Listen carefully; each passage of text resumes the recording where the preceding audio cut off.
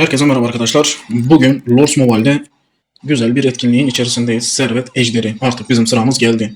Şu an oynama sırası bizde. Burada mücevher birikse iyi olacak. İnşallah kimse patlatmaz. Biz oynadığımız süreç boyunca. Şimdi arkadaşlar zaten süre bitiyor. Bizim biraz süremiz kısıtlıydı. Anca gelebildik. Anca videoyu çekebiliyoruz. Şimdi arkadaşlar normalde ben biraz oynadım. Nasıl oynadım?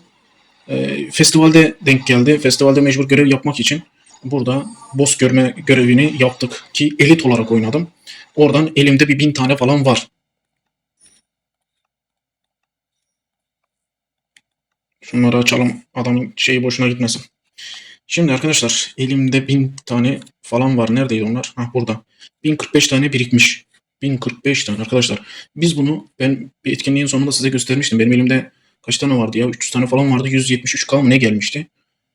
Düşünün 3 katı herhalde bir 500k falan bir mücevher yapar şu görünen 1k. Bilemiyorum artık. Bakacağız yine de. Bir de oradaki boss'a vurduklarımızdan göreceğiz. Şimdi biz bunu dediğim gibi festivalde aldık. 1000 tane. Onu da olmadı başa koyarım ya da hızlandırmış şekilde belki de koyarız. Şimdi burada gördüğünüz gibi talih sandığı var. 2185 tane. Şöyle bakıyoruz. Bak enerji, hız falan karışıyor. Bu biraz işi bozuyor da. Şurada mesela bu daha iyi. Yıldız dileği direktmen arkadaşlar yıldız veriyor. Tabii bunların açılışı da biraz bizi belki uğraştıracak. Elimizde mücevherimiz daha düşüktü söylüyorum. Festivalde yaptığımız için biraz arttırdık. Tahmini ne kadar da bilmiyorum. Eğer ki onu katarsam başa o videoyu koyarsam zaten görürsünüz. Oradan gelenleri de eklemiş oluruz o şekilde. Şimdi şöyle bir labirente girelim. Bak labirentte hala şu indirim devam ediyor arkadaşlar. 1K'lık veriyoruz. Elit'te oynayacağız tabii ki. Çünkü Elit'te bir tane vuruş fazladan vermiş gibi oluyor. Şimdi burada şunları bir ekleyelim. Evet. 100K gibi bir şey oldu. Şimdi gidelim. Şuna da tam bakalım. 1482. Hadi bunu bir buçuk diyelim arkadaşlar. Şimdi kafamızda tutamayız. Aklımızda kalmaz. 1500 gibi bir şey diyelim ona. Ne yapalım? Bu az diye bunu mu açalım? Açılışlarına bir bakalım nasıl bir şey düşüyor. Bak 3K en fazla 2K 3K 5K geldi. Ya tabii ki istediğim benim şey şu baştaki. Bak şu çok iyi. Şundan düşse çok iyi arkadaşlar. 300K yapar.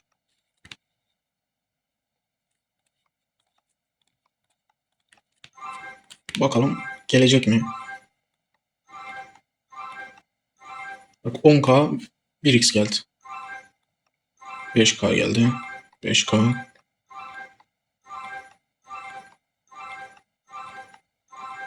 10K geldi. Yine 10K 10K yine 10K. Biraz açtıktan sonra herhalde kutular düzeldi.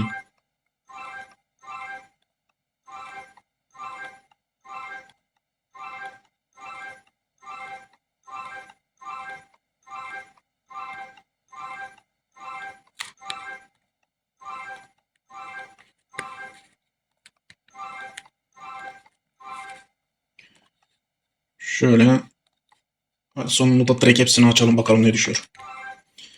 Evet. 10 çarpı 2 düştü. Şöyle baktığımız zaman az ötekilerden 60. Oradan gelenlere bir bakıp sonra mı ötekine girelim arkadaşlar? Durun öyle yapalım. Şimdi 100K buradan vardı diyelim. Bakalım burada ne birikmiş. 100K var.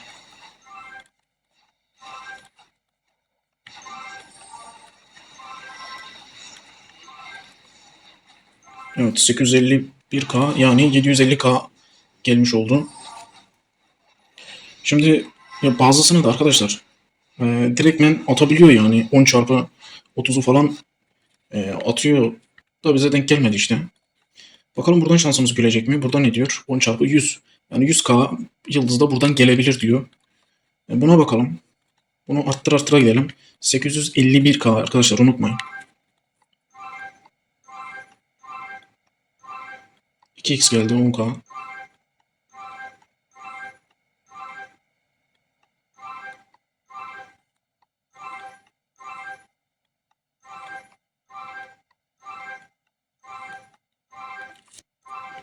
Sanki enerjiyi daha çok atıyor.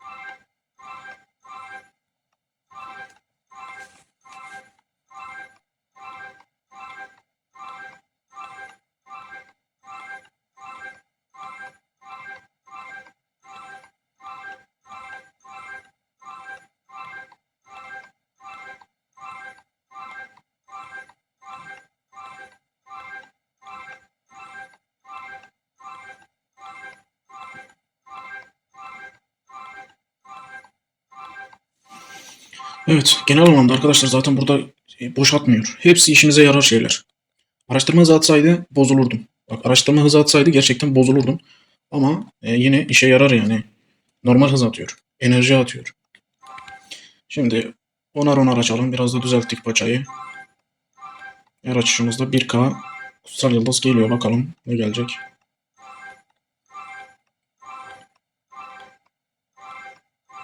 %10K düşmüyor. O 2x geldi 20K. Oo tamam. Sonunda bir tane geldi ya. Bir tane geldi. Arkadaşlar iyi düştü yani. Bak 10x geldi. Direkt 100K yıldız demek. İşte diğerinde düşseydi 300K geliyordu direkt. En yükseği. 20K geldi.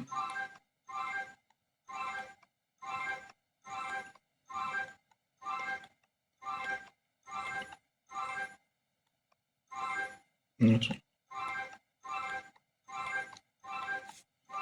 Hadi 10K.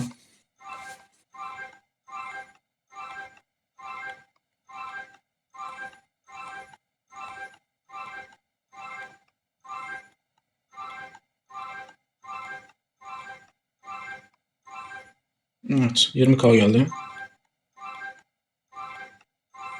20K.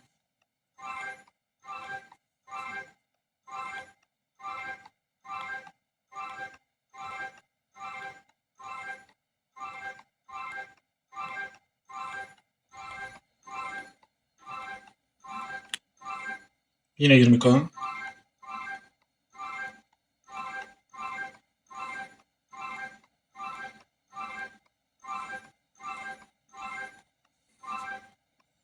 Bayağı hız falan birikti. Umarız labirentte de doğru düzgün şeyler gelir. Mücevher gelecek zaten de. Öteki türlü düzgün hız falan versen. Geçen bir labirent oynadım. Sürekli iyileştirme hızı attı arkadaş ya. Ondan dolayı diyorum. Ne kaldı? İyi daha varmış. 700 tane var. 700 tane var. Şöyle bir hafiften yükseltelim çıtayı.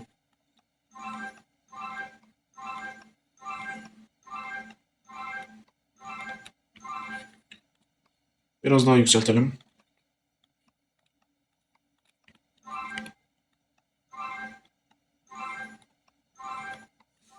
%10K. Evet 20K geldi.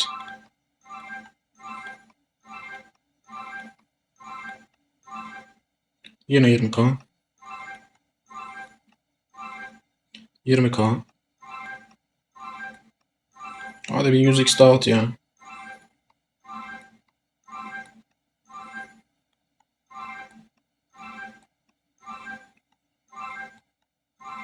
Bir tane daha göremedik. Yok arkadaşlar göremedik ama Yıldız'ın yanında bayağı enerji ve hız aldığımızı düşünüyorum. Evet. Şimdi gidip bakma zamanı. Labirente gidelim arkadaşlar. Dediğim gibi mücevhere bakın. 1.5K 1.5M varsayalım bence onu. Çünkü kafamız karışır. 850K'nın üstüne ekleme yapacağız şimdi. 235K bu. 229K bu. 300K bu. Allah Allah. Az gelmiş gibi sanki. Bayağı sandık aldık halbuki. Neyse olsun arkadaşlar az değil. 1.5K'nın üstünde. Ki önceki açtıklarım da var. Lan kim patlatmış bunu ya? Big Brother. Sen de tam zamanında patlatmışsın ha. Adamlar patlatmış arkadaş. Şimdi biraz normal bir başlayalım.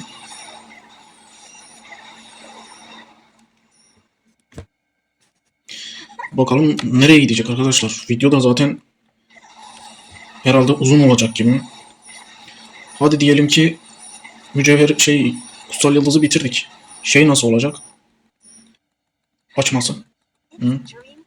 Öteki videoya mı kalacak? Bak 3 tane arka arkaya çok iyi verdi ya. 11x arkadaşlar bunlar. Çok iyi verdi.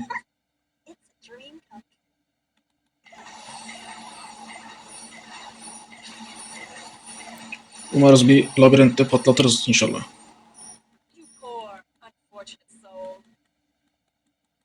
Herhalde gece gece kimse de oynamıyor Mücevher de atmıyor kasadaki.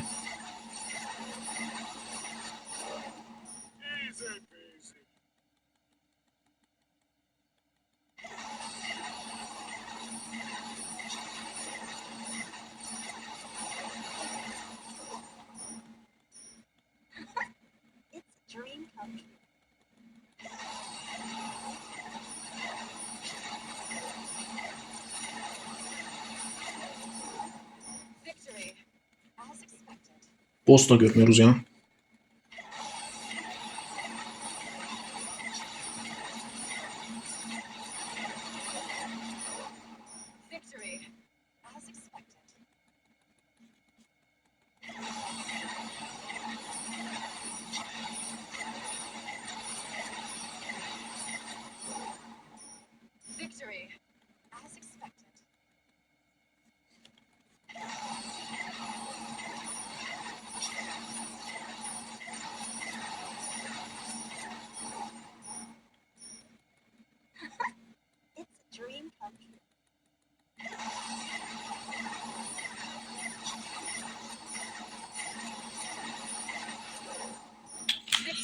Şu takımı bir değiştireyim. Boss görmüyoruz.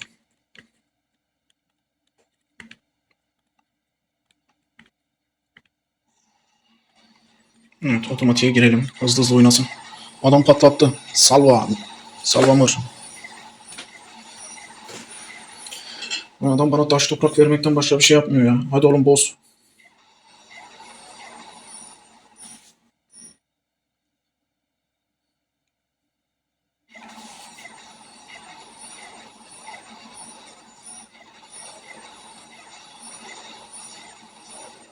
İyi bak takım değişince düzeldi sanki. İkinciyi gördük.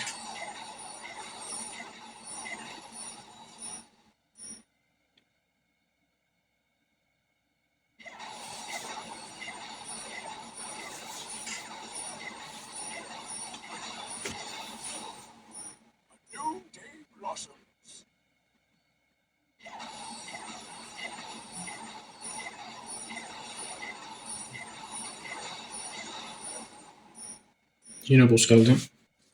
Galiba takım şu an iyi. Takım iyi de yine iyileştirme hızı atıyor. Altın atıyor. Nasıl bir labirent bu ya?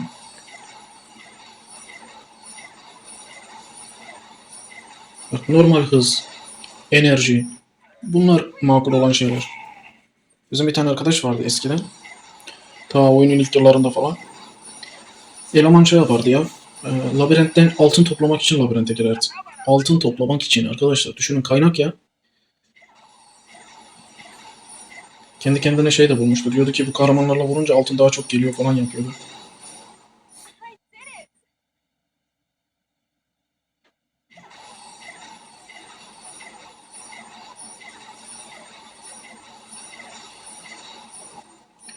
Peş peşe düşünce, külçe peş peşe düşünce de çok iyi arkadaşlar. Bak 10 taneden belki 5 tane falan attı.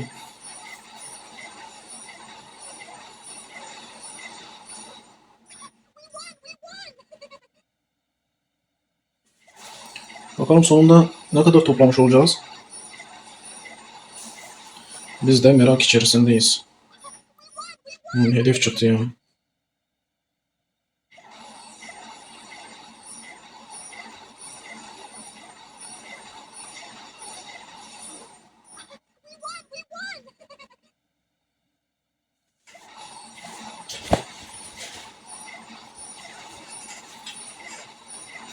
Burada labirentte de fazla mücevher birikmiyor arkadaşlar. Sürekli millet oynadığı için e, sürekli patlıyor yani. Ondan birikmiyor.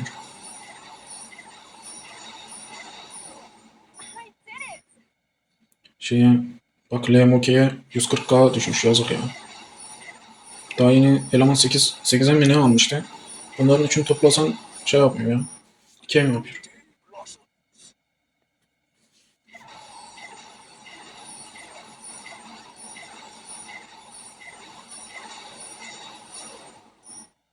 Hadi boz.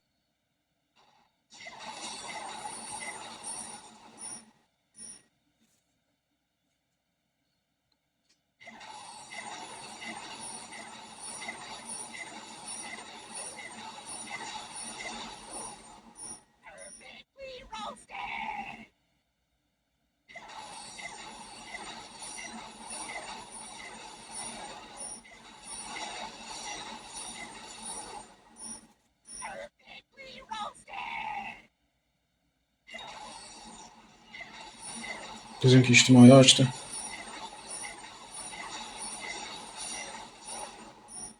Posta geldi.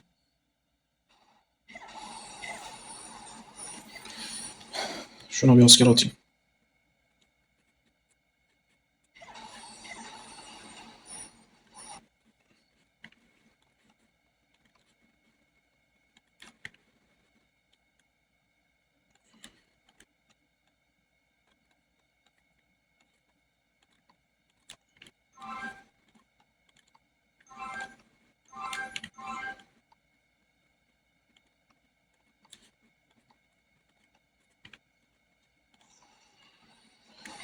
Artık onları geleceğiz. Arkadaşlar biz devam. İyi Allah'tan patlatmamışlar labirenti. Hadi oğlum, hızlı hızlı vur, hızlı hızlı. Böyle patlayacak, şimdi sıfırdan başlayacağız. Döner de dolanır, sonra bir de bir bakıyorsun ki adamlar patlattıktan sonra patlatırız. Bu Moke'ye olan gibi 100k, 150k falan mücevher gelir bu sefer. İşin tadı kaçar.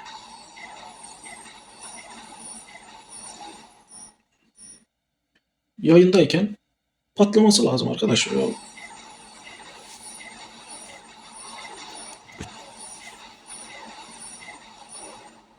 Hadi bakalım.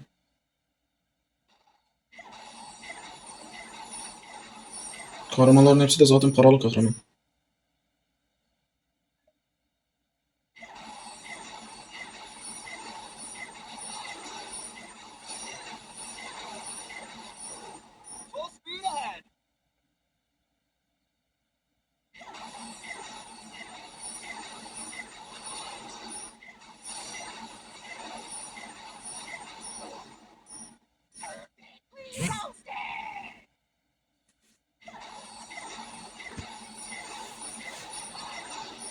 Sanki yavaş ilerliyor ya. Daha 1'e 300k falan, 350k yıldız var ya.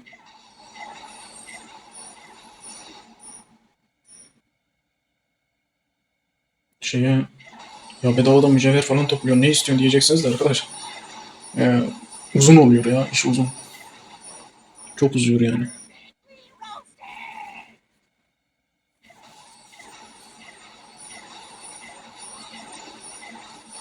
Bak, 3 tane peş peşe araştırma hızı attı.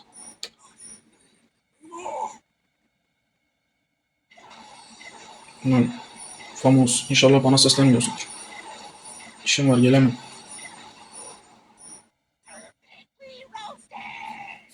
Videoyu yetiştirmem lazım. Yoksa hedefe ben kendim giderdim. Videoyu yetiştirmem lazım.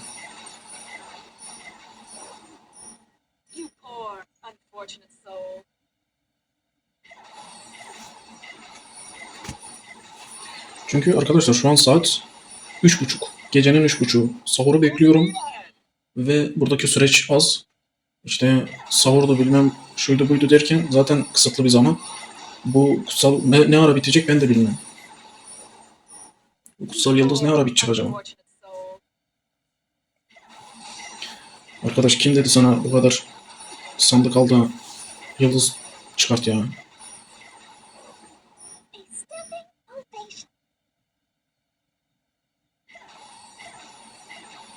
Bak, biri birem düşürdü. Birem mücevher patlattı. Onlar normal patlatıyor arkadaşlar. İnşallah elitten patlatan olmaz. Bizim önümüzü tıkarlar yani. Tabii ki biz buradan külçe topluyoruz bir. Boss'tan gelen mücevher ayrı. Bir de labirentten direktmen boss'u patlatarak mücevher alsak o da ayrı bir artık zevk olur. Düşerse. Ümitlediğimiz o yani. Şimdi biri gelir de burada patlatırsa eliti sıkıntı. Sıfırdan başlarsa orası dediğim gibi iş yaş. Bir de sonra bir bakacaksın ki orayı sıfırladıktan sonra biz de patlatıyoruz 100k. Şimdi bana soranlar var mesela labirent için. Kimi diyor ki ben 7-8 sene oynadım diyor patlamadı diyor. Arkadaşlar normal. Herkese patlıyor diye bir şey yok. Herkes oraya illaki yıldız basıyor. Bu etkinlik olsun ya da normali olsun. Şans işi yani. Aha, aha. Beni karıştırmayın ya.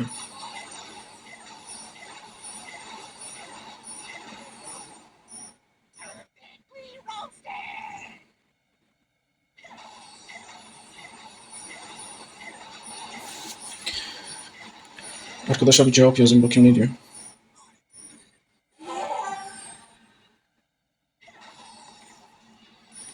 Bir de labirentte yazamıyor ya.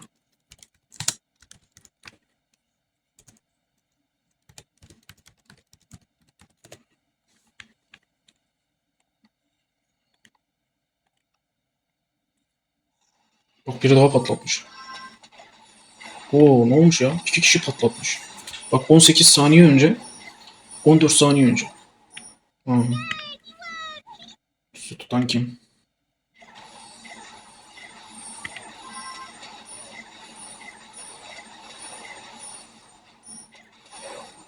Ya biri daha patlattı.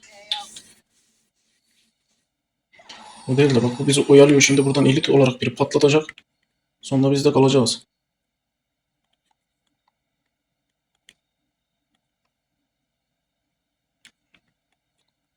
Oo bu sıkıntılı tutmuş.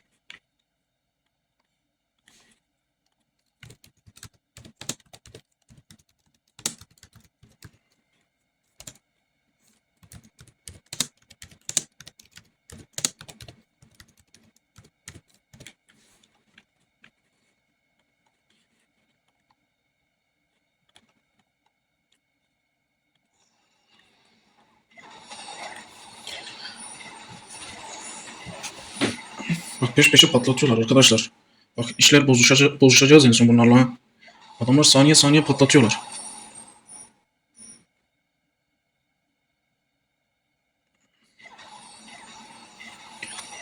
Daha millete cevap vermeyeceğim ya. Şey gidecek. Hızlı hızlı şunu bir oynayalım.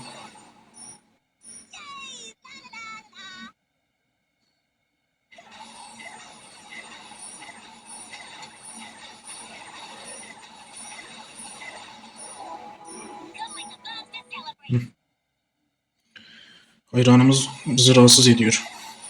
İşte kalkansız durduk mu? Yani böyle şeyler oluyor arkadaşlar. Kalkansız normalde durmamamız lazım. Ya ben kendi adıma konuşuyorum. Hani benim kalkanı gördüğünüzde şaşırmayın arkadaşlar. Çünkü bazen mecburum. Çünkü rahat bırakmıyor, uyutmuyor millet. Sürekli vuruyor. Bu sefer hadi alıştım diyorsun. Diyorsun ki ha bir tanıdık falan filan vuruyordur, selam gönderiyordur. Bazen gelenler falan oluyor. Ama orada da işi bozuyor. Adamlara bu sefer diyorsun ki ha tanıdıklar vuruyordur diyor. Bu sefer gecenin bir yarısı bir bakıyorum ki içtima geliyor. Bu sefer T'ye almıyorum. Biri daha normalden patlattı. Normalciler hep şeyde, labirentte şu an. Hadi boss. Ya o değil de takım gitti arkadaş. Doğru takım gitti. Gittik adamları yazdık. Daha yeni sürekli boss gelen takım gitti.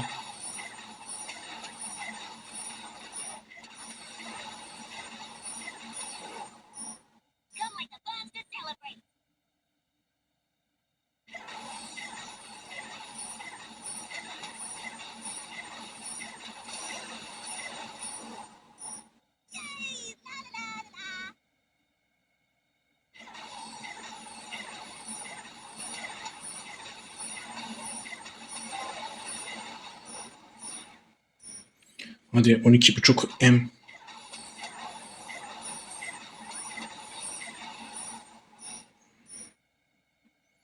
İyi hiç olmasa güzel vurduk yani. 3 tane de gitmedi. Ben diğer Başka bir şeyden cihazdan şu şeye girip geleceğim arkadaşlar. Bu oynaya dursun. Ben bir diğer kaleye gireyim de şu askeri çekeyim.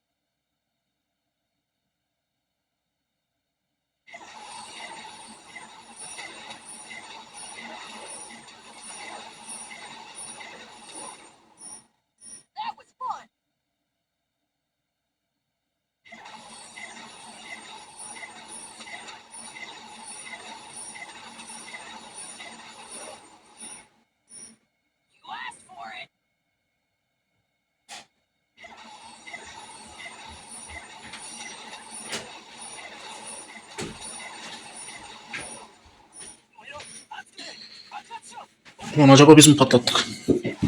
Geldim arkadaşlar, geldim.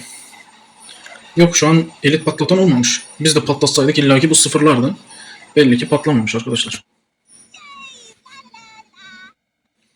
Vurmaya devam. Normal normal olarak patlatıyorlar. Bak bak bak. Peş peşe iyi patladı bak. Bak Lele. Lele. Durum mu? Bu değil de şeyi indirdiler ya. İçerideki mücevheri indirdiler arkadaş. Bir tek elit ben mi oynuyorum acaba? Bana niye denk gelmiyor?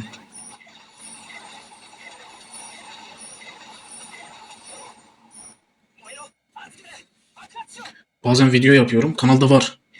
Zaten bundan daha fazla belki yıldızla da girmişliğim vardır arkadaş. Kanalda var.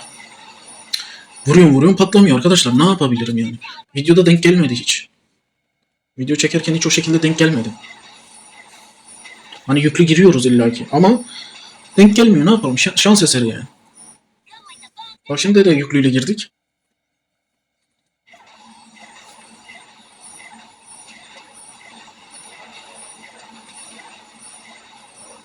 Şey, Famos da zannediyor ki bizim eleman oyuna geldi de askerini çekti.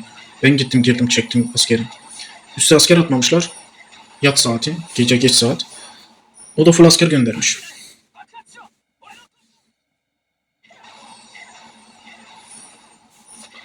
Yıldız azalmıyor.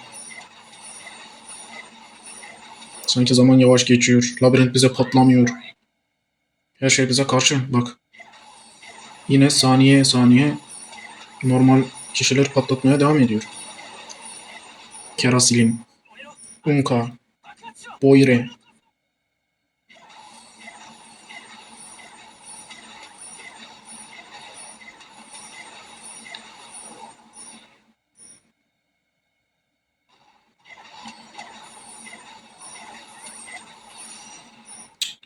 Ulan patladı zannettim ya. Combo gelmiş.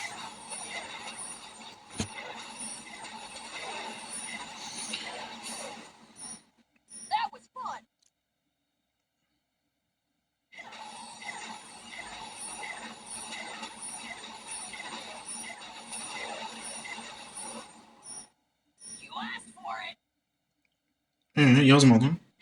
1015'i yazmadı. Kim bu 1015 ya? Geç mi yazıyor? Yetişemiyor mu? Ne yapıyor bu? Oyunun haber bülteni mi yetişemiyor? Ne yapıyor bunlara?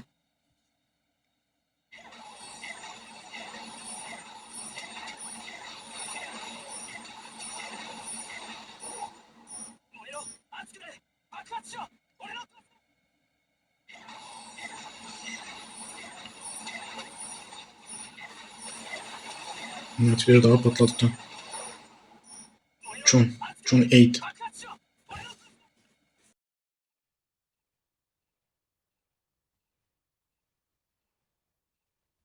Heidi. Bak iki kişi aynı anda patlattı ya. Table'la Heidi. Bizimki de şeye döndü. Buradan külçe muhabbetini bıraktık. Labirent patlayacak mı patlamayacak.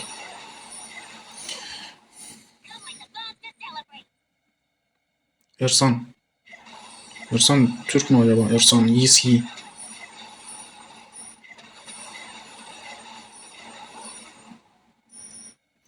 Bir ara oyunda bir tane kaptan kale vardı arkadaşlar. İsmi neydi ya? Melih miydi? Neydi? Bir şeydi. Herkes adama yazmış. Herkes. Bir ara ben adamla konuştum. Ya dedi herkes beni Türk zannediyor dedi ya. Herkes bana yazıyor dedi. Ama adam ismi Türkçe yani.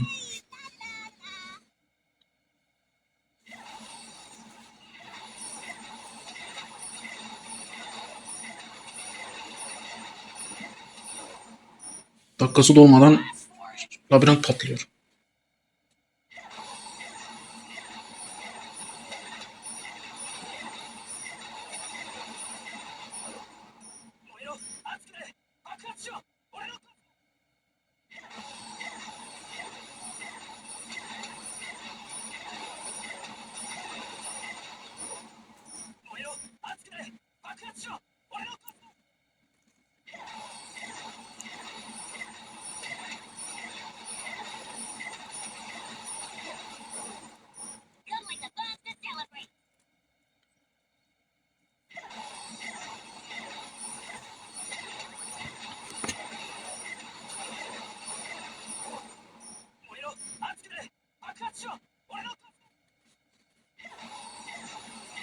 Bak 3 tane arka arkaya külçe nasıl düşmüş.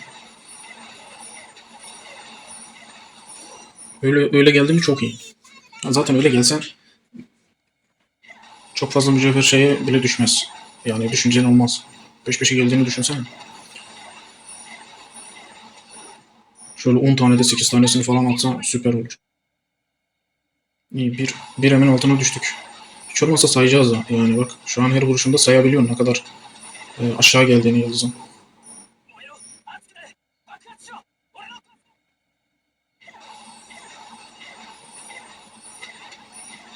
Geç mi gidiyor ya? Bak Kerasel'in şimdi yazıyor. Galiba bu yetişemiyor oraya. Yani Kerasel'ini okuduk biz. Kaç tanesi patlattı yazmadı. Demek ki yavaş gidiyor.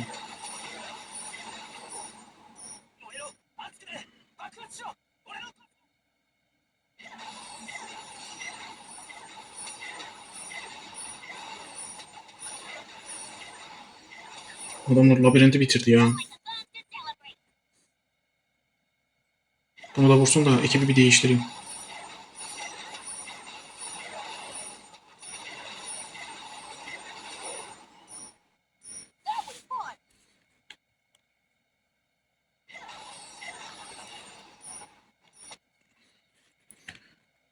Birim 750K'ya ulaşmış neredeyse.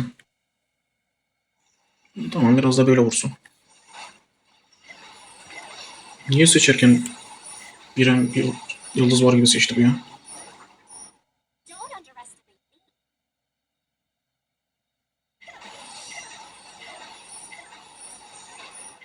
Millet de hep şeye takılıyor. İblis avcısı. Bir ara bu oynadığım şey diyorlar. İblis avcısıyla vurmadım ondan düşmedi. Arkadaşlar şans şans. Biz çok iblis avcısıyla oynadık. Arkasına geçip de vurup indirmesini çok bekledik yani.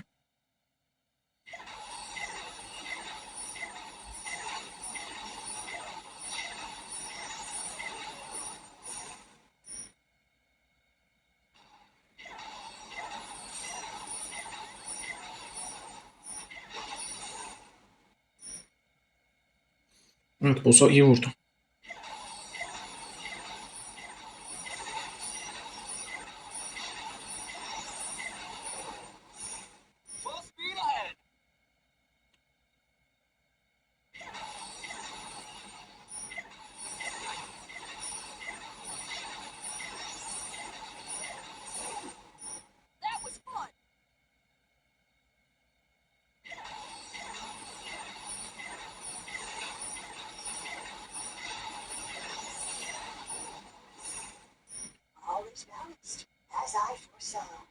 Bu arada arkadaşlar ben hayalete vurmadım. Bunu söyleyeyim. Yani hayaletten enerji harcamadım. Yıldız toplamaya çalışmadım. Bilerek öyle yapmadım. Enerjiyi oraya vurmak istemedim. Hayalet falan yok yani. Hayaletten yıldız falan hiç almadım. Zaten ekleme yaparsam bir önceki biraz yıldız falan kalmıştı ya. Onları zaten kutulardan yine açtığımı görürsünüz. Çünkü zaten ben kendi mantığımca baktığımda ya zaten yıldızın elinde çok alacağı için hiç o topa enerjiyi atmadım yani. Ondan dolayı buradan devam ettik. Ya gördüğünüz gibi zaten yıldızımız çok arkadaşlar.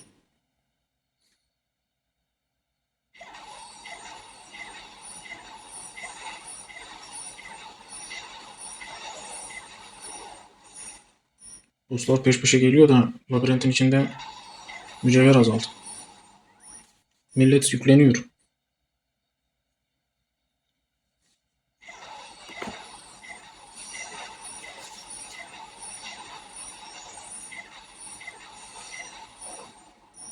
All is balanced, as I foresaw.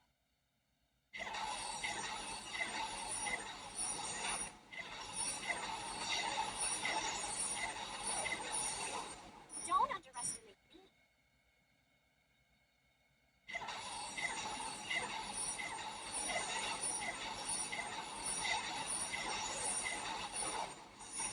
Full speed ahead.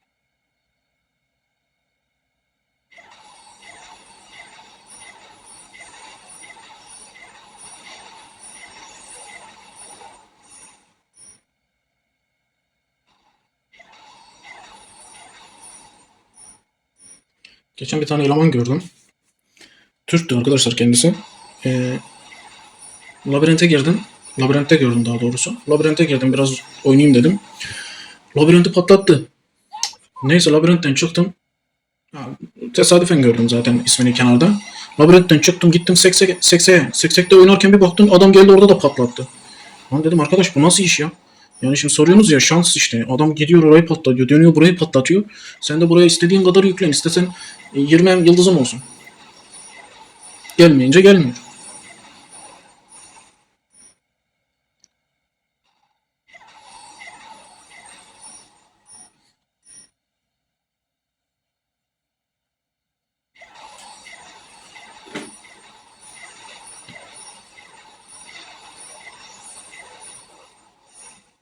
Tatlerina tattletale.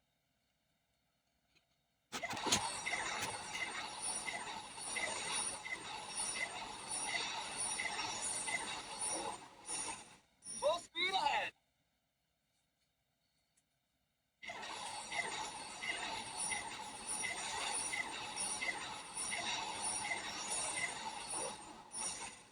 Don't underestimate me.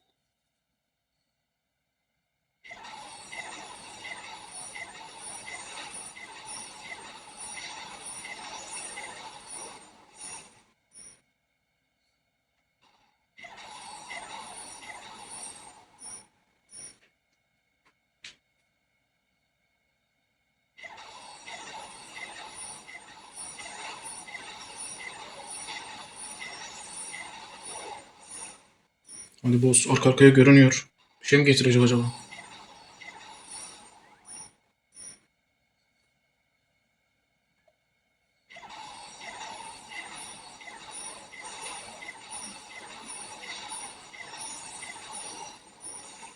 Full speed ahead.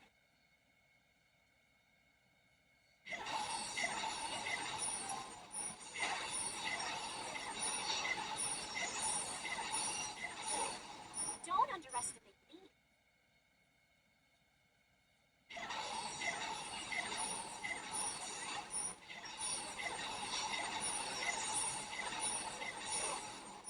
That was fun.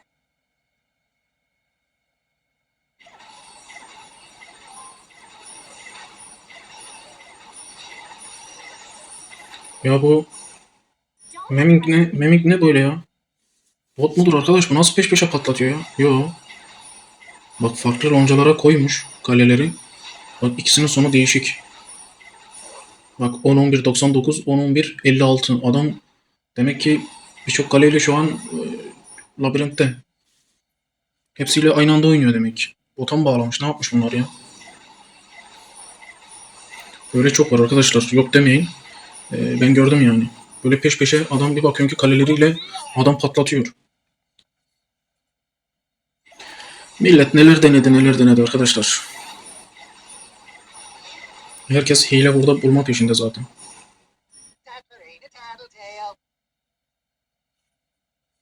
Bak Onem'in üstüne çıktı mücevher. Biz de yıldızın yarısını ancak kullanmışız.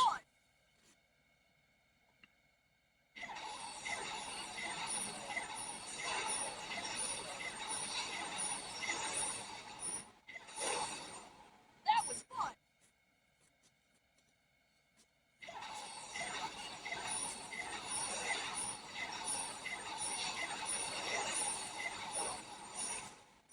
That was fun.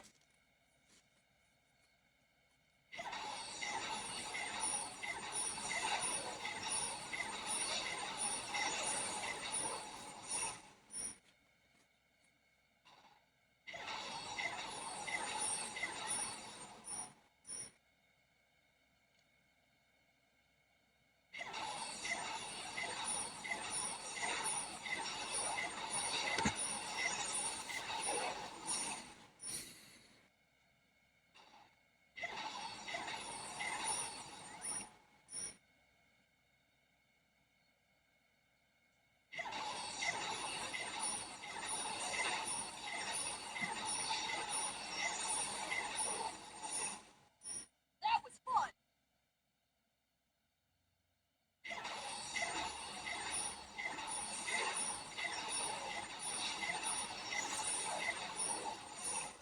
Don't underestimate. Saati 4 ettik. Al adam patlattı.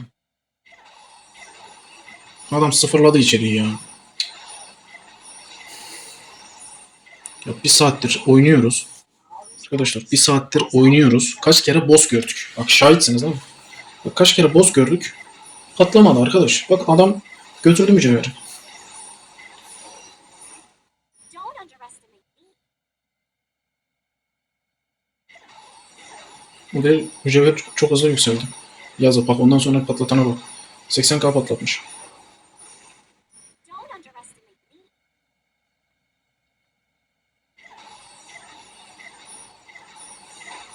me. Zaten hızlı artması lazım o mücevherin yoksa bizim için sıkıntı. Şu an oynuyoruz ne olur ne olmaz. Denk gelir denk gelir. Düşükle patlatmayalım.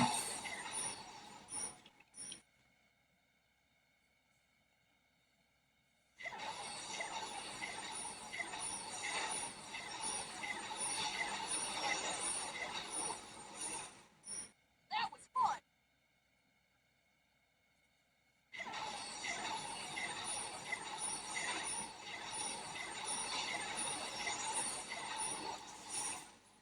All is balanced, as I foresaw.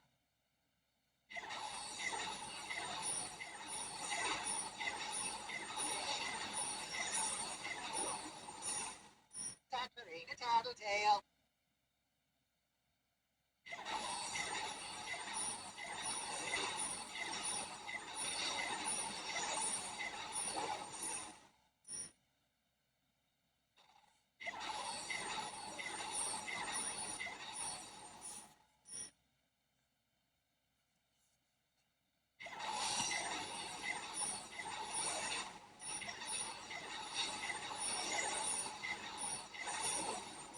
All is balanced, as I foresaw.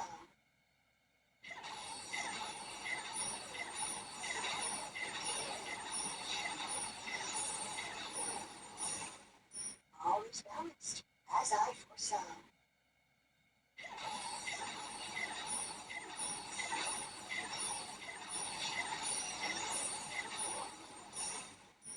That was fun.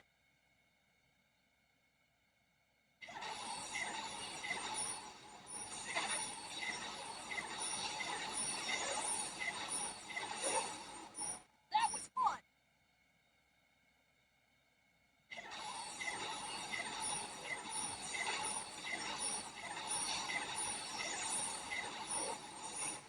Tatlerina tattletale.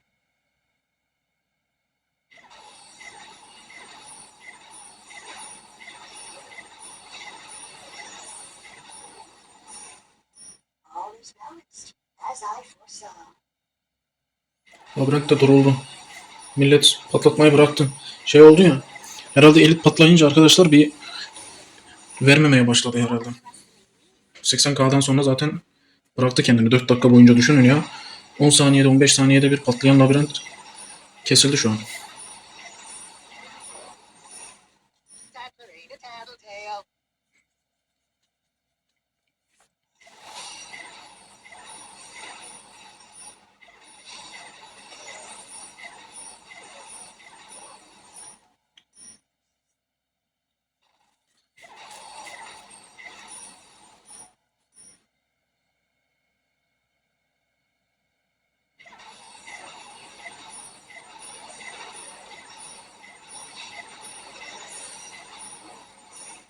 Full speed ahead.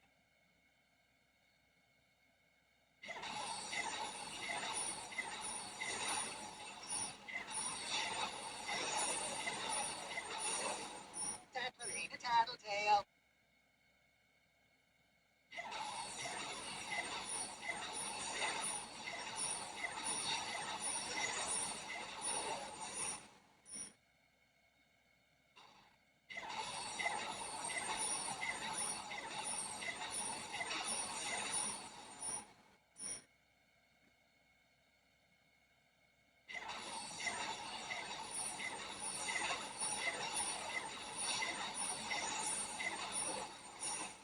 Don't underestimate me.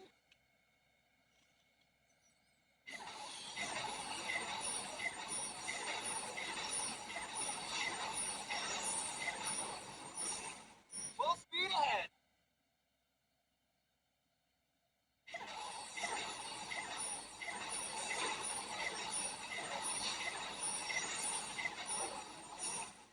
Tatlerina Tattletale.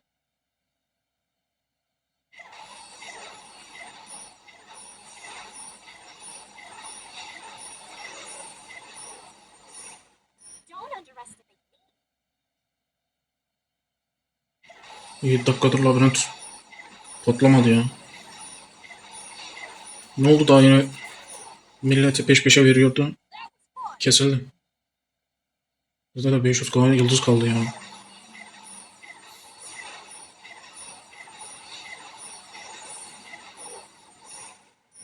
All is balanced, as I foresaw.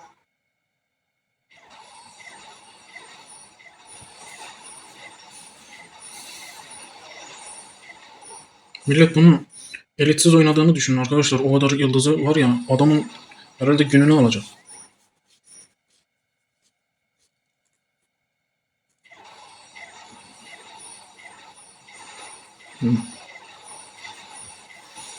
Hala kimseden ses yok. Hadi bakalım boss. Geldin.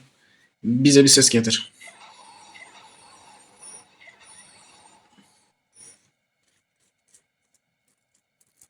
Adam 3 vuruş yaptı ya.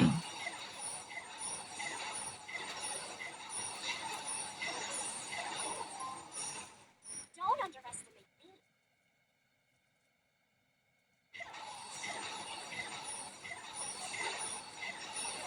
Labirent şey diyor. Kimseye vermeyeceğim. Hadi bakalım.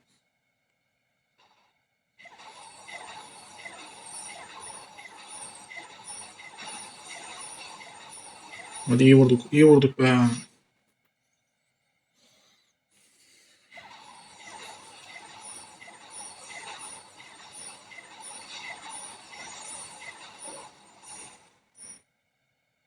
Demek ki labirent patlamıyor diye. Bak boss peş peşe geliyor.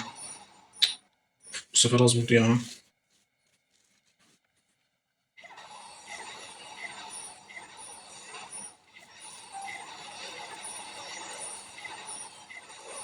Full speed ahead.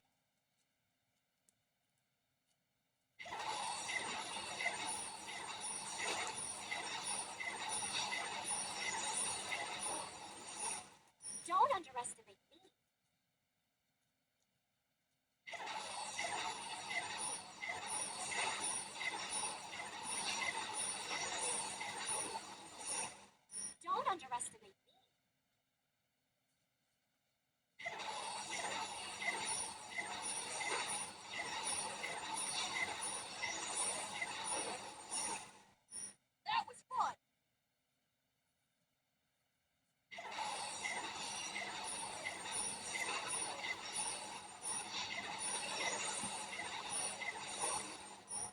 was balanced, as I Evet. foresaw.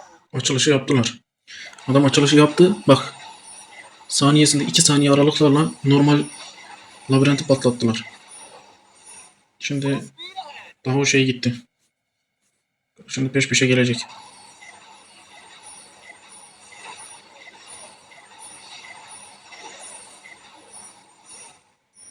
That was fun. Bak bir kişi daha patlattı. Biz de şu kadroyu değiştirelim biraz daha.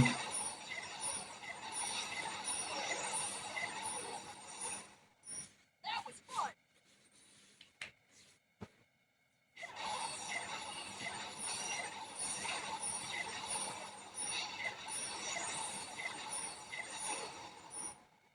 Bunda da sanki boss fazla geldi. Bu kadroda sanki boss fazla geldi gibi ya. Bunu değiştirelim arkadaşlar. Bir iblis koyalım buraya ya. Bir iblis gelsin. Sonra şey yorum atıyorlar. Niye iblisle oynamadın diye. Oynayalım, onların da gönlü olsun. Aslında şu da arka plana gidiyor. O Firavun'un kadın var ya. Bu da ileri çıkıyor. Olsun, bir iblis avcısı gelsin. Milletin gönlü olsun.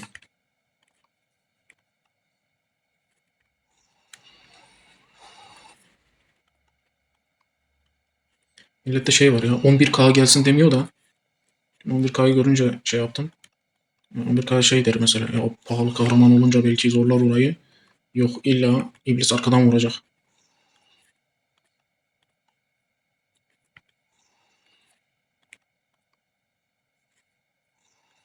Bak 2 tane 11K gelmiş daha. Onunla biraz oynasaydık iyi olurdu. Burada şey yapsam acaba 3 tane 11K'yı bir araya getirsem. Öyle oynasam daha mantıklı değil mi? O da binde bilmem kaçtır oranı. Şunu bir araya getirebilmem.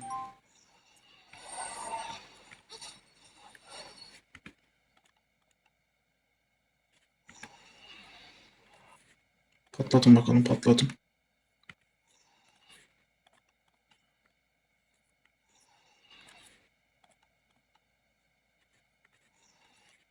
Geldi. İblis görevi bırakmış ya. İblis avcısı yok. Adam istifa etmiş. Millet labirenti patlatıyor. Biz iblis arıyoruz. Hah, geldi. Tamam, bir tane de 11K var. Hadi bekçi de etkinlik elemanı. O değil de bak, yine seçerken garip bir seçim oldu. 400 küsünün üstünde yıldız var gibi seçti.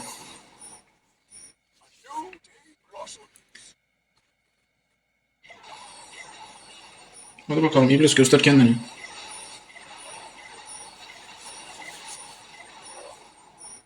You poor, unfortunate soul.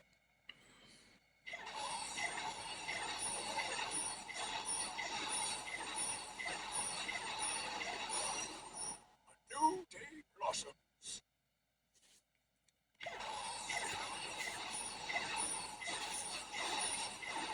Millet labirenti patlatmaya devam ediyor ya. The fire burns bright.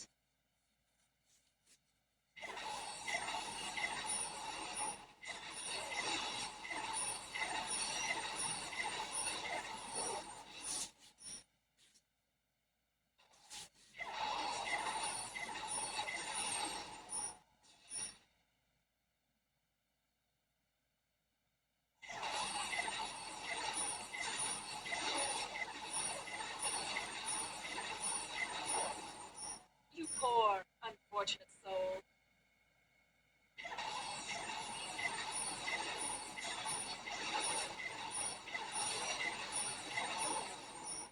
New day blossoms.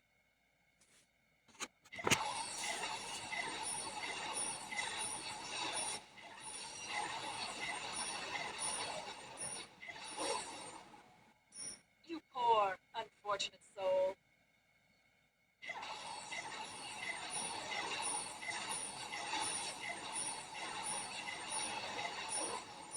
Hear that? That's the sound of vengeance. Bak. Ming yine patlattı bak. Başka kalesiyle yine patlattı. 745K. Bu eleman felaket ya. You poor, unfortunate Adam işi soul. çözmüş. Artık kaç tane bot kalesi varsa hepsini aynı anda demek ki labirente sokmuş. Aynı anda arkadaşlar. Tabi bu bir taktik. You poor, Bu bir taktik arkadaşlar. soul. Eskiden mesela şey vardı. Millet toplanır da böyle derlerdi ki ay, atıyorum mesela yıldızı olanlar aynı anda girelim bekleyin falan yaparlardı. Aynı anda labirente girerlerdi. You poor, unfortunate soul.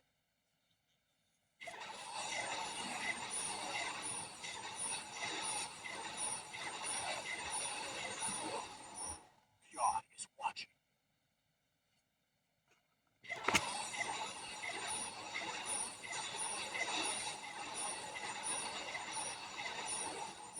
Hear that? That's the sound of vengeance.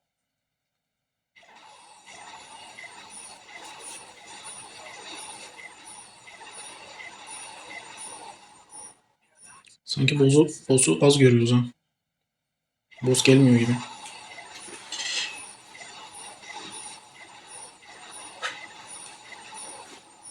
The fire burns bright.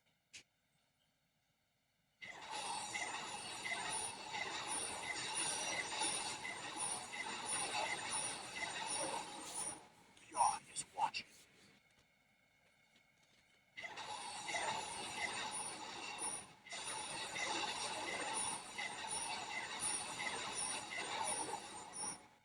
The fire burns bright.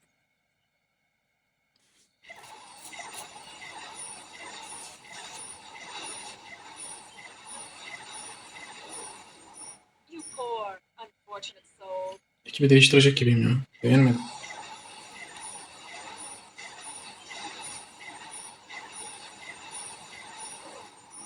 The fire burns bright. Sanki kaynağı çok akmaya başladı. Malzemeler sürekli kaynak veriyor gibi geliyor. Boss azaldı. New day blossoms.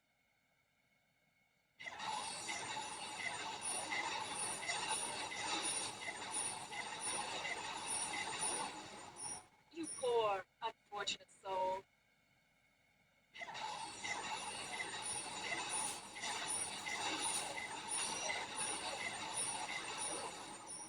God is watching.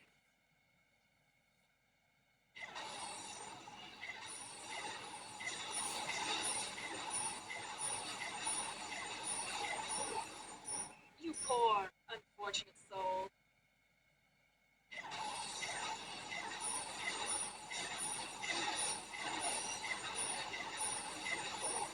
Bu ne arkadaş boss gelmiyor ya. Unfortunate soul. Boss gelmiyor. İblis uğruna boss'u görmüyoruz.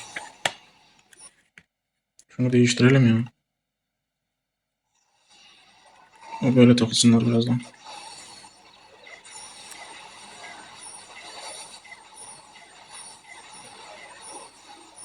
A colorful victory. Hep kaynak attı ya.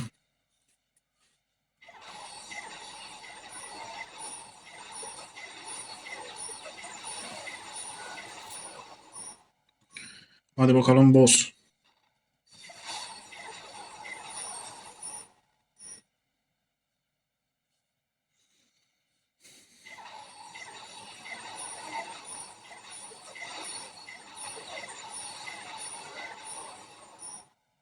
And justice prevails.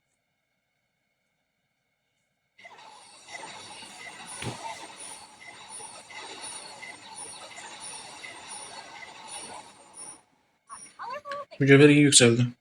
12'ye. Tabii millet şu an patlatan patlatana ya. 5 saniye aralıklarla patlatmışlar. Hadi bakalım. Goblin. Arkadaş ben vururken başkası patlattı ya. Bu Lord Steam zaten patlattı. Bak sinirlenmeyeceğim ama bu Lord Steam zaten arkadaş patlattı bu labirenti ya. Ben ilk girdiğimde başlarda bu adam patlatmıştı ya. Bir daha adama patlattırıyor. Bak ona patladı ikinci kez. Bize patlamadı.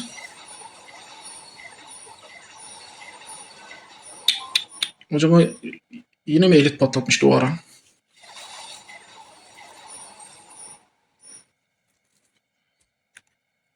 Adam ne patlattı böyle ya? Şuraya bak. Bize de birim düştü. Ulan yıldızımız bitecek ya.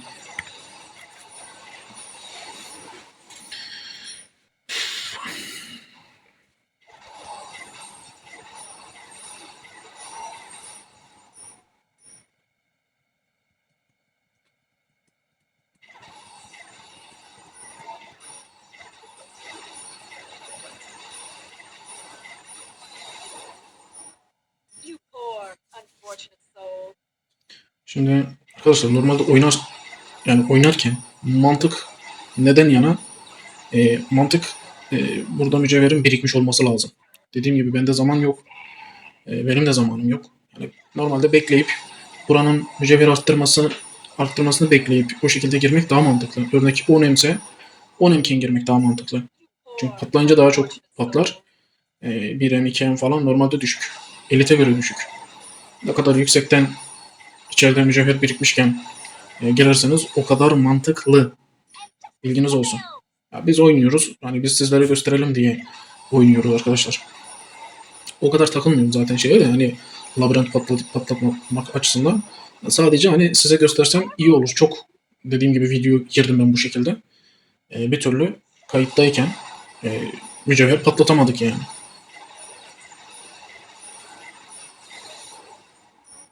You poor, unfortunate soul.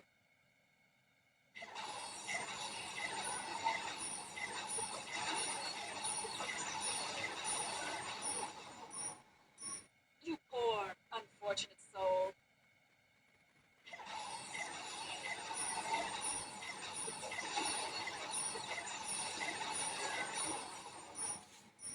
You poor, unfortunate soul. Bir daha değiştirelim bence.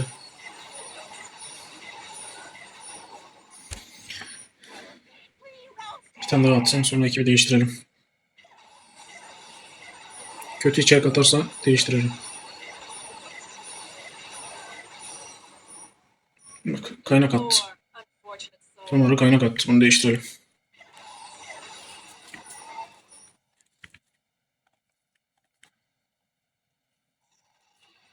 Evet bu olabilir. Ressam falan var. Bir denesinler bakalım. Bak dediğim Mısırlı arka tarafta çatışıyor. Çatapata gitmiş. Bak içeriği görüyor musunuz arkadaşlar? Bak daha yeni kaynak atarken şuraya bir bakın. Arada bir tane işime yaramayan araştırma var. Gerisi şey hızı, yürüme hızı, enerji dedikten sonra kaynaklar geliyor. Fancy another round?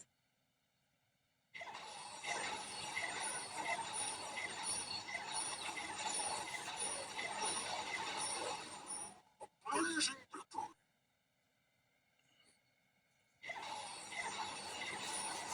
Son 60K yıldız. Çok uzun video oldu ya. Çok uzun oldu.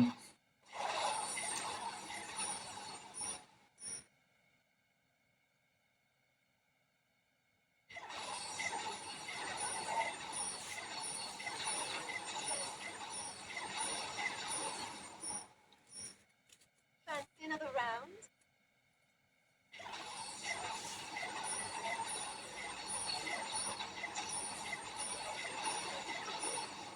A colorful victory.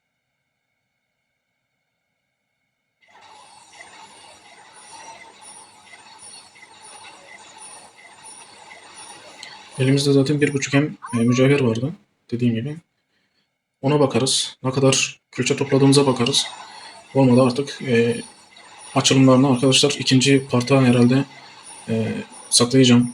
İkinci part olarak videosu gelir büyük ihtimal diye düşünüyorum. Çünkü uzun bir video oldu. Uzun video yapmak istemiyorum arkadaşlar. Çünkü o kadar zaman buna harcamayan insan çok. Yani kısa öz oldu mu daha iyi. Onun için dediğim gibi büyük ihtimal part 2 olarak açılışlarını yaparız. That all you got? Son 15K yıldızımız. Yani son boss geldi gelmedi gitti. Ve gelmedi. Ulan Lost Team'e verdin bize vermedi. Ona 2 kere verdim bize hiç vermedi. Evet 2 patlatmalık yok mu elimizde ya? Yokmuş. 2 kez patlatmamız lazım. 2 kez vuralım şuna da belki boss gelir. O 2 mücevherimiz olmuş. Arkadaşlar sağlık olsun. Dediğim gibi patlamadı. Yapacak bir şey yok. Şimdi gidiyoruz bakmaya. 1.5M mücevherimiz vardı. Evet vurarak işte boss'a vurarak diyelim. Boss'a vurarak ne kadar mücevher gelmiş? 500 600K falan mücevher gelmiş. 600K. 2 emin üstüne atmış. İyi. Yine birikmiş arkadaşlar. Şimdi önemli olan konu aslında burada. Ne kadar servet külçesi birikmiş. 1K vardı. Dediğim gibi önceki etkinlikten festivalde falan biraz harcadım kutsal yıldız. Oradan yaptım. Normalde oradaki kutsal yıldızı da zaten buraya saklayacaktım ama festivalde biraz kullanmış olduk. Oradan 1K külçe biriktirmiştik. Şimdi bakıyoruz ne kadar birikmiş toplam. Evet. 5K 687 diyor. Yani e, yani sizin gördüğünüz kadarıyla 4,5K falan servet külçesi siz de aldık. Ondan önce de yine dediğim gibi 1K servet külçesi elimizde vardı. Yine bayağı geldi arkadaşlar. Geçen size bir video gösterdim biliyorsunuz değil mi? Abi nereden aldın falan dediniz servet külçesini. Önceki yıllardan elimde kalmıştı mesela. Orada 300 küsur açmıştım servet külçesi. Ve son açışımızdan birkaç öncesinde şu 100K mücevheri almıştık arkadaşlar. Bir tane düştü yani bize. Bunda düşer mi düşmez mi bilmiyorum. Ama bu açılışı ikinci artık videoya mecbur saklayacağız. Hızlı gitmedi. Yani ben isterdim tek video olsun. Tek videoda bunu halledelim. Ama arkadaşlar video uzadı. Burada da uzayacak. Çünkü hepsini bu şekilde açmak istemiyorum. Küçük küçük açmak istiyorum. Örnek 2-2. Nedeni de belli. 100 açıyorsun bir bakıyorsun düşmüyor arkadaş. Ama 2-2 sürekli denediğin zaman ya da 3-3, 5-5, 10-10 bu şekilde yine kurcalarız yani içini dışını. O zaman belli eder zaten ne kadar mücevher toplayacağımızı hep beraber göreceğiz. Bu şekilde videoyu kapatmış olalım. Dediğim gibi 600K buradan mücevher geldi bize. Bakalım servet külçesinden acaba bize ne kadar mücevher gelecek. Böyle arkadaşlar videodan çıkmadan önce videoyu beğenmeyi, kanala abone olmayı unutmayın. Kendinize iyi bakın. Sağlıcakla kalın. Görüşmek üzere.